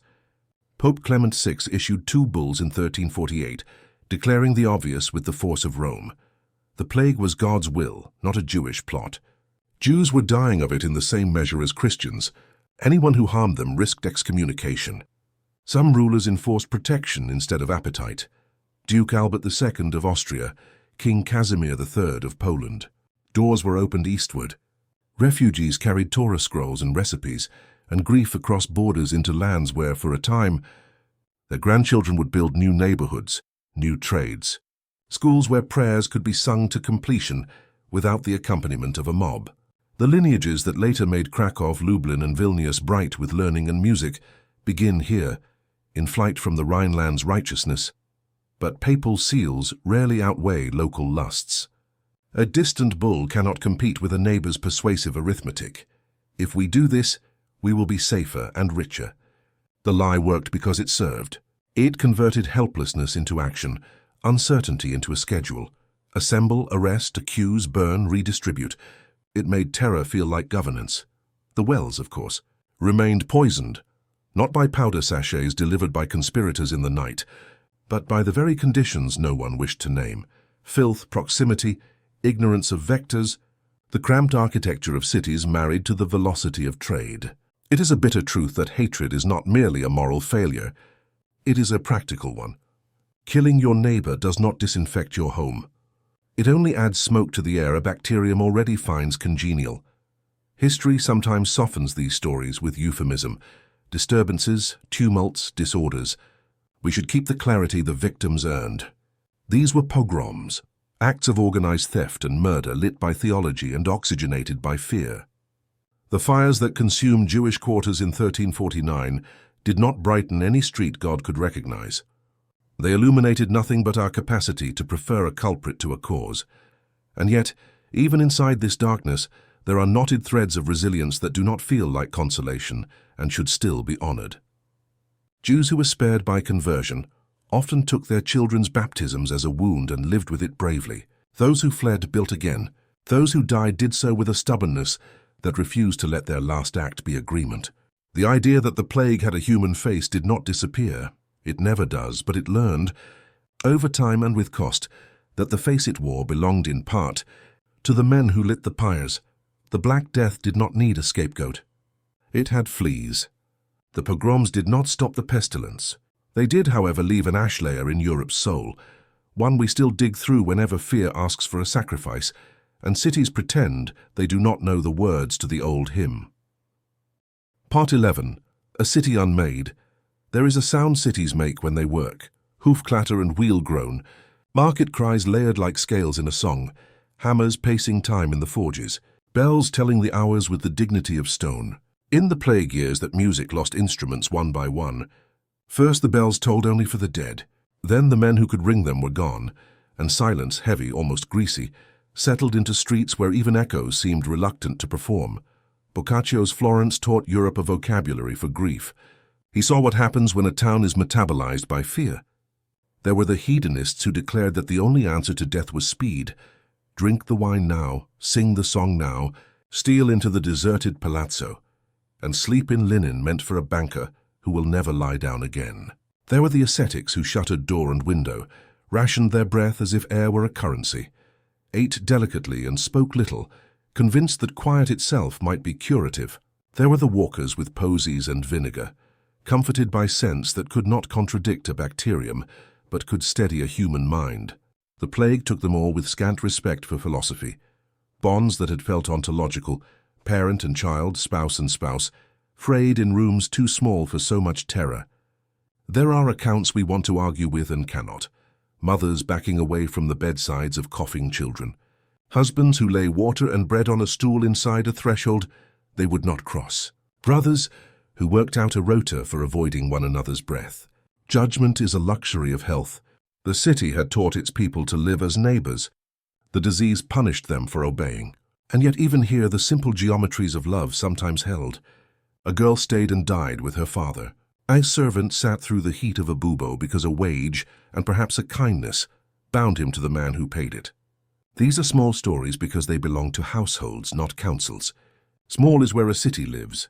Commerce, the nervous system of urban life, seized and then spasmed. Workshops shuttered for lack of hands or customers or nerve. The great markets of Siena, Ghent and Bruges, which had once performed the liturgy of buying with a splendor worthy of psalms, thinned to the kind of quiet where a single cough corrects a crowd. Grass found a way between paving stones it had forgotten. Ships rode at anchor with crews too few to unload them. The port smelled of rope and resignation. Prices learned to behave like terrified animals. Some leapt, grain where labor was short and mouths long. Others fell, Horses wandering masterless, cheap enough to tempt men who had never owned one. Money, when it can buy only fear and a loaf, begins to feel less like power and more like a poor joke told badly.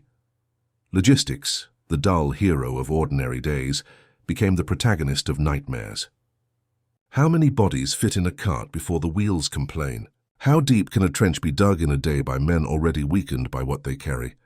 How do you mark a grave when names are arriving faster than chisels can borrow stone? At first, funerals tried to keep their manners. Coffin, procession, words, a particular hole in a particular earth. Then the geometry failed. Cemeteries were full. New ground was purchased, hurriedly consecrated, assigned a use it would not have chosen. In London, East Smithfield became a grid for grief. Elsewhere, fields outside walls learned a purpose never imagined by the men who fenced them. The pits were layered with a neatness that bordered on defiance. Bodies, earth, bodies. Earth, order in the face of a biology that preferred disorder. The men who did this work, the bikini, gravediggers who sometimes were criminals bought into usefulness, cried their rounds at night. A cart, a lantern, a call that sounded like a verdict. Families left their dead at thresholds, unable to manage the mechanics of sorrow. The callousness these scenes can suggest is deceptive. Often what looks like indifference is a mercy the hands can afford. The state, such as it was, learned to speak in imperatives. Close the baths, close the taverns, seal the houses of the sick, mark the door with a cross and a plea, Lord, have mercy upon us, and set a watchman to keep compassion from entering or courage from fleeing. In London, this script would be perfected 3 centuries later. In the 14th, it was improvised with the same brutality and the same logic. Treat a house as a lung and clamp it shut. The orders saved some and killed others. Households sealed with a single sick child became tombs for the well. Policy had not yet learned how to look room by room. Water, which should have been a friend, was a ledger of compromises. Rivers were fouled by trades that kept cities alive, and by waste that no conduit yet carried away. In Avignon, the Pope consecrated the Rhone so the city could use it as a grave, turning a watercourse into a moving cemetery with a rite as thin as paper and as necessary as bread. The act scandalizes sensibilities that have never run out of ground. Not everything dissolved. Guilds in some places turned their discipline to charity. Monasteries fed those who staggered to their doors. A few physicians kept notes even when cures would not come, insisting that description itself was a kind of care. Parishes that could no longer keep up with their own christenings found hands for strangers' burials. Thread by thread, these gestures knit small patches of fabric over a tier that ran from wall to wall. And then, as suddenly as it had accelerated, the plague in a given city began to slacken. Not because it had been defeated, but because it had eaten most of what it could easily reach. The silence changed character. It was no longer the emptiness of everyone indoors. It was the emptiness of fewer people. Survivors stepped out into streets they recognized and did not recognize. Shops with shutters that would never rise. Windows staring like blind eyes. Fields beyond the gate where a farmer's tools lay rusting next to a furrow that would not be finished by that hand. There is a kind of vertigo available only to those who live to mourn. A city is not only stone and street, it is a calendar. The plague rewrote dates. Marriages postponed became marriages never. Apprenticeships lapsing turned into trades with no heirs. Inheritance, that dry legal art, became a floodplain. Properties moving sideways to cousins and godchildren, women discovering that widowhood could be, simultaneously, a poverty and a power. The whole social timetable slipped its gears. The next chapter, wages rising because hands are scarce, labor learning its price, lords learning their vulnerability. Laws written in panic would be economic. But first the city had to learn how to breathe again without flinching. When it did, it found itself altered. The old sounds returned tentatively. Hammers tried their tempos. Carts rehearsed their routes. Bells tuned by grief found their hours. The plague had not ended. It had only moved on, and it would be back. The city understood dimly and with a new humility that surviving was a practice, not a conclusion. Part 12. The Price of Labor. When the bell stops tolling, the abacus begins. Death counts the bodies. The living count what's left. Across Europe, the Black Death did what no reformer, no uprising, no royal edict had accomplished in centuries. It inverted the oldest equation in the countryside. For as long as memory ran, land had been the scarce thing and people the abundant. After the plague, the arithmetic flipped. The fields were many, the hands were few. Walker Manor in Kent, a year or two after the last cart rattled to the last trench, the Lord's domain lies clipped and shabby. Hedges slouch, orchards go unpruned. The great barn coughs emptiness. The accounts are books of ghosts, rents owed by names that no longer answer, services due from men who are already dust. What is 1,000 acres worth if there is no one to put seed in it? The reeve, who was once an overseer, has learned to bargain. The ploughman whose back was a guarantee now names a price.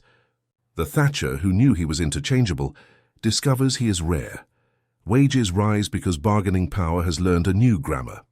Double in some places, triple in others. Always higher than the calendar of saints' days and obligations had prepared the masters to accept. A man who once earned 2 shillings for a fortnight's labour, once 3, then 4. A reaper whose hands the wind itself could set to motion, insists on coin instead of customary ale and bread. If he does not get it, he walks literally to the next parish, where a lord with too many meadows and too few men is willing to listen. The market's answer is elegant. The Lord's answer is the Statute of Labourers, 1351. A royal proclamation in England designed like a time machine and doomed by the same physics. Wages shall be what they were before the pestilence. Workers shall not leave their place of service.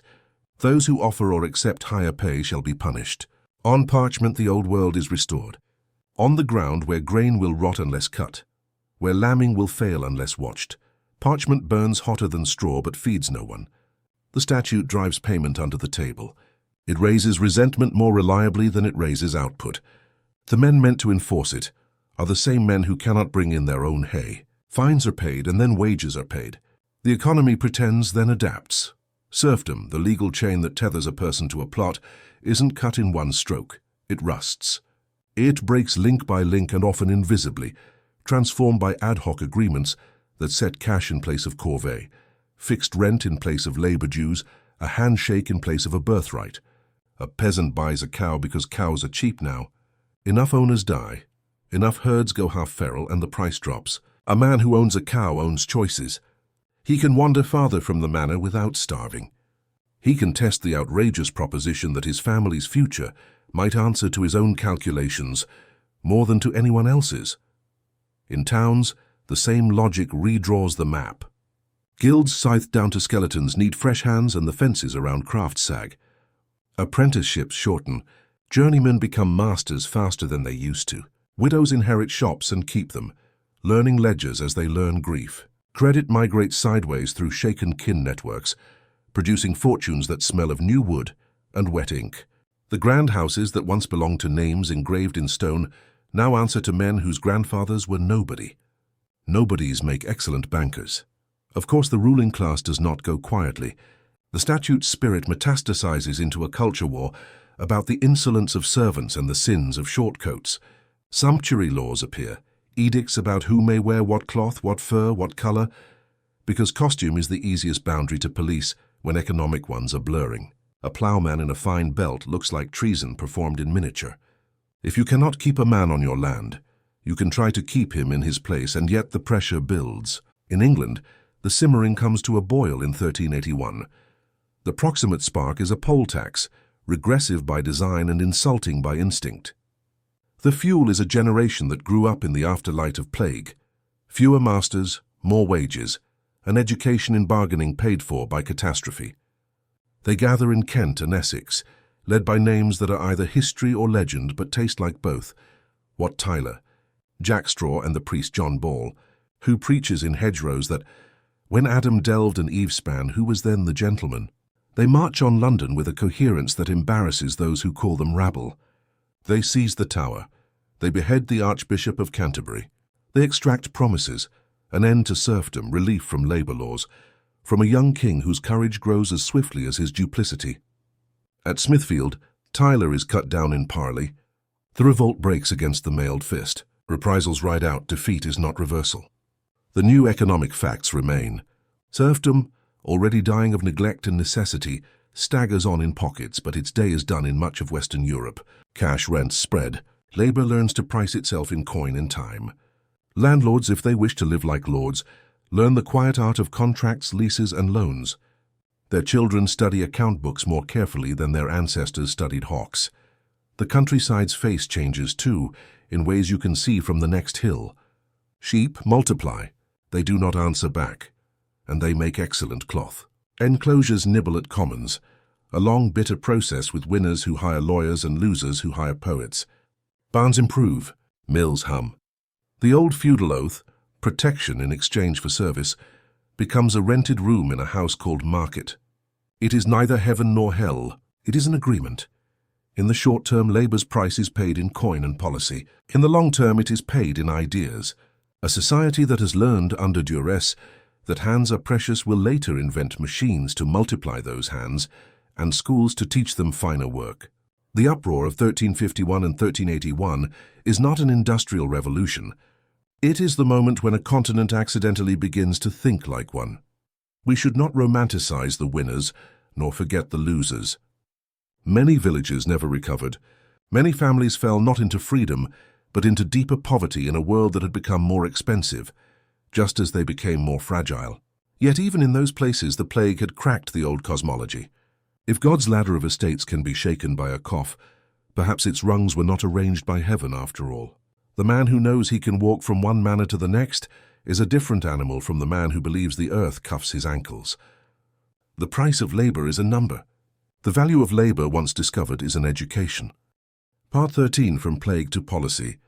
Quarantine and the State. The Black Death did not invent government, but it taught government a new verb, to intervene. In the first wave, cities threw prayers at the fire and watched the flames ignore poetry. In the waves that followed, they built walls out of time and distance. Ragusa on the Dalmatian coast earns a margin note in every history of public health because it decided, in 1377, to make waiting into law. Ships and travelers arriving from infected places would spend 30 days, Trentino, in isolation on nearby islands or in designated stations before entering the city. It was not science as we understand the term. It was prudence made municipal. 30 became 40, Quarantino, for reasons that were part numerology, part caution, and part the grim arithmetic of experience. Wait long enough and coughs will tell on themselves. Venice, a republic constructed almost entirely of nerve and nerve endings, saw the advantage immediately. In 1423 it established the first permanent lazaretto, a plague hospital on an island in the lagoon, Lazaretto Vecchio, dedicated to separating the sick from the well, the suspect from the safe. Merchants grumbled. Magistrates counted their complaints and built anyway. Venice complemented the island with a bureaucracy, the Provveditori alla Sanità Health Board, gifted with powers that would make a modern civil libertarian Blanche. They could close markets, shutter churches, burn bedding, regulate burials, and requisition labor and carts. They inventoried not only goods but breaths. The figure that stalks the later imagination, half angel of mercy and half omen, belongs to a later century, but stands as emblem for a new idea. The plague doctor encased in waxed cloth, glass-eyed with a beak stuffed with aromatics, a staff to probe from a distance. Charles Delorme, physician to French kings in the 17th century, probably formalized the costume. Earlier physicians improvised with what they had: layers, vinegar, courage. However mistaken the theory of miasma, the outfit was a first draft of protective equipment. More important than the wardrobe was the job description, hired by the city, not by the patient. The plague doctor's duties were as much administrative as medical, counting the dead, witnessing wills, testifying to the presence of disease. The state was learning to look through a physician's eyes. Counting itself becomes a weapon. Bills of mortality, published weekly in London in later plagues, turn rumor into numbers and numbers into action. In Italian cities, appointed officers keep registers. Some are crude lists, others careful documents that modern historians treat like weather logs. Data does not cure, but it sharpens the knife. Then comes the blunt instrument that feels brutal because it is, the cordon sanitaire. If a town is burning, build a ring of soldiers around it and let it burn out inside. In Provence, during the 1720 outbreak that followed an infected Levantine ship into Marseille, the French state raised the Mur de la Peste, a low stone wall guarded by troops to seal off the region. It worked like an amputation. Inside the cordon, 100,000 died, Outside, the rest of France was spared the worst. The moral calculus is as ugly as it is effective, and it announces a modernity that has little interest in metaphysics and a consuming interest in risk management. Quarantine expands from the maritime to the domestic. Houses with the sick are sealed and marked. In some cities, watchmen stand guard, paid to be unpopular, ordered to prevent compassion from turning into contagion and desperation from turning into escape. Provisions are delivered to doors by men who count breaths in hallways and then walk away quickly. The policy kills some along with the disease, but it teaches the civic mind a language it will later use in cholera, smallpox, and influenza. We will separate you now so that there is a later to rejoin. Sanitation haltingly moves from private shame to public engineering. Not sewers as we understand them, not yet, but ordinances about where and when waste may be thrown, fines for butchers and tanners, instructions about cleaning streets that are sometimes obeyed and always suggestive of a new expectation. The city owes you something more than walls and fair weights. It owes you a chance at clean air and water. Boards of health, permanent in places that learned the lesson, are proto-states within the state, quick to act, unromantic, accountable to ledgers and the sky. Religious responses and civic ones begin to diverge without ceasing to overlap. Processions are forbidden even as prayers are encouraged. Clergy are told to minister and not to assemble. A papal palace can burn incense while a magistrate burns bedding. The society that can hold both ideas at once is learning something like maturity. Of course, these measures were often late, leaky, and undermined by the facts of ordinary life. Smugglers will always prefer profit to policy. Family will always prefer love to orders. But the new posture mattered. The decision to treat a plague not as the inescapable weather of God's displeasure, but as an adversary with a logistics chain. The city becomes a machine not only for making cloth and contracts, but for making health, imperfectly, noisily, sometimes cruelly, and more effectively with each visitation. When plague returns in Seville in 1649, in London in 1665, it meets populations that have begun to rehearse their responses. Houses are marked with red crosses and the plea, "Lord, have mercy upon us." Watchmen take their stations. The wealthier sort flee to country houses. Orders are printed. Carts run their routes. Pits are dug. Mortality is counted. It is a terrible competence, and it holds the seeds of something hopeful. A century and a half of such practice will produce doctors who speak chemistry, engineers who speak water, and officials who speak numbers. It will also produce resistance to the authority that speaks in the imperative too often. The modern argument between liberty and safety has many founders. The plague is one of them. We like to believe great institutions are born of vision. More often they are born of necessity, and only later claim vision as a birthright. Quarantine, the lazaretto, the health board, the cordon sanitaire. These are not ideas a philosopher would have devised in a quiet room. They are ideas a city invented, while standing over a ditch with a shovel in one hand and a ledger in the other, counting its dead and vowing to count fewer next time. Part 14. The Art of Death. When words fail, images take the oath. After the great mortality, Europe painted what it could not reconcile. The subjects were not new, death, judgment, the passions, but the manner was. Serenity gave way to insistence. The gold-leaf hush of heaven tilted toward the clatter of bone. The danse macabre, the dance of death, emerges like a mural that has decided to step off the wall and process through town.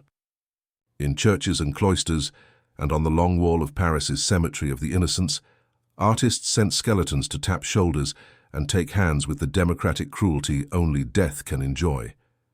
A pope, tiara gleaming, is tugged from his throne. An emperor finds his scepter light. A merchant clutches a purse whose coins have discovered their last arithmetic. A maiden looks up with a face more bewildered than afraid. A baby in a cradle is scooped into a bony arm with the same cheerless tenderness that takes a monk from his cell. The point is not that death is coming, that is old news. The point is that death is impartial. It is the only court whose jurisdiction is total. Viewers found in the images what sermons could not supply, a steadying contempt for the hierarchy that had failed to save them. A peasant could look at a king being led away by a laughing skull and enjoy a justice older than law. The dance did not say you will be spared. It said no one is. That truth wounded. and it also healed because it made sense. In a world where plague killed nuns and thieves in the same row, art told the truth with a candor the officials had not managed. The theme metastasized into the triumph of death. Death not merely as collector, but as conqueror. In Pisa's Camposanto, a winged hag with the body of a spent famine swoops over a garden of fine people who have mistaken their loot for a shield. Coffins stand open with the frankness of a butcher's window. Bloated corpses displayed for instruction, meat unromanticized. Elsewhere, horsemen trample a landscape where pleas are arguments no one intends to win. You can call it grim. It is also accurate. The plague had visited aristocratic hunting parties and laughed into their horn cups. Tombs learned to tell the truth too. The transi, the cadaver monument, puts honesty in stone. On top, a bishop or a lady in the tidy stillness of death as sleep. Below, visible through carved arches, the same body rendered as it must soon become, skin parchment thin over bone, belly collapsed, ribs counting themselves, sometimes even worms and toads suggested with a sculptor's malicious love. The inscription writes the catechism of humility without metaphor. As you are, I once was. As I am, you will be. Memento mori was not a new motto. It gained in these years the authority of lived experience. You did not need a priest to translate it for you. Painting turned its eye from gold to blood. Christ's wounds were not symbols only. They were injuries with texture sticky as truth. Saints looked less like glass and more like exhausted people who had done their duty in a world that did not reward it. Even where the subject stayed heavenly, the palette came down to earth. The artists had stood in streets where carts sang the one-note song of the dead. Their work remembered the key. Literature changed register too, sometimes by seeking the one shelter that still offered space, the human voice in a small room. Boccaccio's Decameron frames its worldly wit with plague. 10 young Florentines flee to a villa and spend 10 days telling stories. The tales are bawdy, tender, mean, clever, and above all alive. They are not a denial of death. They are an argument for the pleasures of being embodied in a world that has learned how quickly embodiment ends. If a reader laughs, it is not because the plague is forgotten. It is because the plague has reminded courage that laughter is one of its instruments. There is a temptation to read all this as morbidity. It is the opposite. It is a reconciliation with arithmetic. Death is the only promise the species keeps without fail. Pretending otherwise had made the century vulnerable to panic. Looking at skulls every week in church produced not ghouls but grown-ups. The thought I will die is not a curse if it is paired with I am alive now. A better theology might have offered more comfort in 1348. Art offered clarity in 1352. Clarity is a kind of comfort. The obsession with mortality did more than solace the bereaved. It disciplined taste. Detail mattered. Flesh had to look like something you could bruise. Drapery had to hang with the weight of fabric, not the stiffness of idea. Perspective, long a toy of clever minds, became a moral instrument. If bodies moved in space according to rules, then the world itself might be legible again, even if it remained cruel. Out of these demands, a generation later, would rise a revolution in how eyes work, when hands hold brushes. In the meantime, the public looked and learned. The dance on the wall was a civics lesson, disguised as a threat. The triumph of death was a grammar of hierarchy, rewritten with a scythe. The tomb that dared to show rot was an ethics class in quarry and chisel. You do not have to like a memento mori to concede that it tells fewer lies than the mirror. When the plague returned, and it would, the art stood its ground. The skeletons did not prevent infection. They prevented delusion. A people that has remembered it is mortal can still panic. It is, however, less likely to be astonished by what should never have been a surprise. Part 15. Seeds of a Renaissance. A cataclysm is a plough. It cuts, it overturns, it buries, and against every expectation it sometimes prepares ground. The Black Death did not cause the Renaissance. Mountains are not made by a single earthquake, but it opened faults along which new ranges rose. Begin where culture so often begins, with money and with who holds it. The plague redistributed wealth with a hideous efficiency. Entire households blinked out, leaving property to cousins who had been waiting in the wings of destiny for a cue no one wanted to hear. Consolidations happened with the quiet of papers signed in back rooms. A shopkeeper's nephew, who had been good with figures, found himself the owner of inventory. A wool-factor's widow, formidable and unafraid, kept the books and learned the market's moods better than any priest knew the Psalms. Banks grew in the fissures. Florence's Medici family would later make of ledgers a ladder to palaces and pulpits alike, their first rungs hammered together in an economy shaken loose from old monopolies. Labour's price, newly discovered, pushed innovation. If a man's day becomes dear, a mill begins to look inexpensive. Water is patient and cheap. Gears do not fall ill. Levers and pulleys make apprenticeships shorter. In workshops, specialization accelerates. One man cuts dies, another sets type, a third inks and pulls, and suddenly Gutenberg's press in the mid-15th century is not a curiosity, but a ministry. The economics of bookmaking tilts. Scribes who once justified their lives page by page cannot compete with Screw and Platen. Ideas begin to travel in stacks. Plague tightened the market for hands. Print multiplied the reach of minds. The church, bruised by its failure to comfort and to explain, did not collapse. It lacked authority. The spectacle of indulgences, grace priced for the fearful, rang different after a century in which fear had been weaponized by nature. Cynicism and piety, strange bedfellows, moved into the same room. Neither alone makes a renaissance. Together they create a void that curiosity can inhabit without blasphemy. Humanists step into that space. They do not reject God. They relocate wonder. Cicero is read not as a pagan who must be baptized to be useful, but as a master of prose who can teach a student how to argue like a gentleman. Petrarch climbs Mont Ventoux and discovers inconveniently the pleasures of a view for its own sake. Grammar schools teach boys to write Latin that reads like life, not like litigation. Their spirit that values human potential, virtù, begins to look less like vanity and more like duty. Art follows the money and the mood. Patrons commission frescoes that insist on perspective because they want their palaces to house worlds as orderly as their accounts. Sculptors study bodies not to salve lust, but to honor craft. The human form is worth getting right, because the human matters even when measured against heaven. The plague's lesson, flesh fails, does not contradict this. It makes it urgent. If all is vanity, then let beauty be excellent. If the moment is brief, let the work be thorough. A carpenter who has buried 3 sons learns to fit a joint with a zeal that is not grief and not pride, but something that contains both. The Decameron's bright rooms were not the only model. Civic humanism in places like Florence turned the gaze toward the city itself as a work of art and a school of virtue. A well-governed republic became a stage on which citizens could perform excellence. Law, rhetoric, architecture, these were no longer the private vices of elites, but public goods arranged to make ordinary life more fitting for a creature uncomfortably close to angels and uncomfortably close to beasts. Plague had made the beast vivid. Humanism insisted on rehearsing the angel. Education widened. Not in the egalitarian sense a modern ear expects, but in the practical sense that more boys, and some girls, in the freer cities and houses, learned to read and count because the economy demanded it, and because parents, chastened by mortality, wanted their children armed with more than prayers. Universities tuned their curricula toward the useful, without abandoning the sublime. Medicine crept toward anatomy with a guilty conscience and a sharp knife. Law learned to speak contract with fewer references to the book of numbers. Accountancy became a virtue. Double-entry bookkeeping, an instrument as elegant as any lute, allowed men to see their fortunes in 2 mirrors at once, a discipline of self-knowledge disguised as arithmetic.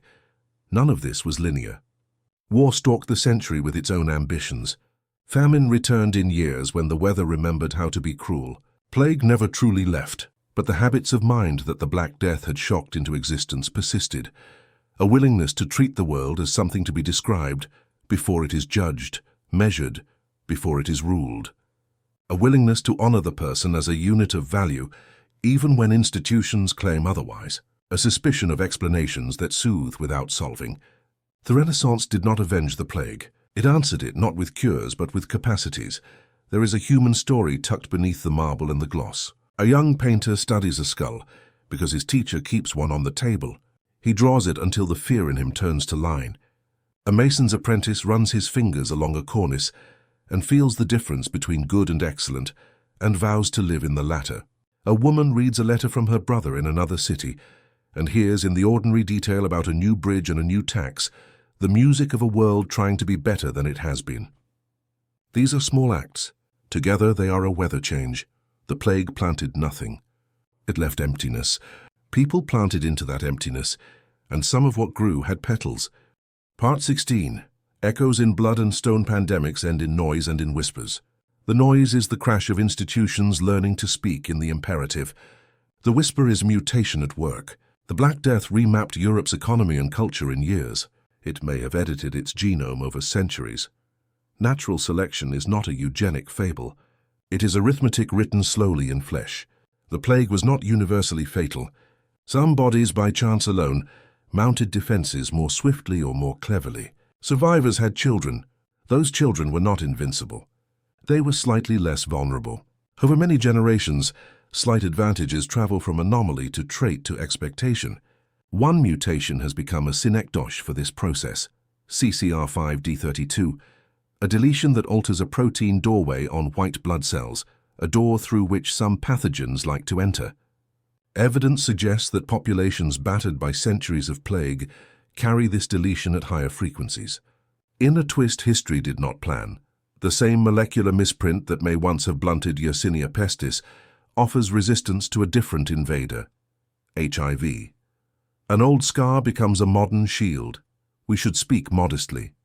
The archive of bone rarely yields clean answers to questions whispered at the scale of cells. Many forces, many diseases, many migrations participate in any genetic chorus. But the outline is plausible and humanly satisfying. The past does not only burden, it equips. Stone tells a parallel story. Cities rebuilt as if masonry itself could learn. Timber and thatch, warm, cheap, welcoming to rats, gave way where money allowed to brick and tile and slate. Streets widened, not only for commerce and display, but because fire and filth dislike breadth. Windows grew glass and could open. Water moved eventually in pipes instead of in gutters. All of this took centuries and was interrupted by every misfortune a continent can assemble. War, ideology, miserliness, the vanity of rulers. Yet the line trends. When plague returns to London in 1665, the Great Fire a year later accomplishes in days what ordinances had been attempting for years. It burns a warren into a plan. The rebuilding pulls air and light into places that had not known either in generations. Rats changed too, because ecology obeys fashion. The brown rat, Rattus norvegicus, a later immigrant with a taste for sewers and a distaste for rafters, begins to outcompete the black rat in many places. Its fleas are less efficient plague vectors for people living above-ground lives. The human-built environment, brick-lined drains, covered sewers, stone and slate, becomes a geography where the old partnership between Rattus rattus and Xenopsilla chiopes finds itself short of rent. The plague does not vanish in a trumpet blast. It recedes along with its older allies, muttering. Demography heals more slowly than culture. In many regions, it takes a century and more for populations to climb back to their pre-1347 numbers. In others, nearly two. The gap is not only a measure, it is a pressure. Labor remains valuable for a long time. Innovation remains attractive. The feedback loop between dear hands and clever tools spins. Mills multiply along rivers like beads. Blast furnaces grow literal bellows. Looms learn tricks. Ships fatten to hold more sail and more goods. The continent that will one day uproot itself in factories has been rehearsing by necessity in barns. Public health, once an improvisation, becomes an identity. Cities keep boards of health between outbreaks. Quarantine stations are maintained the way walls are maintained.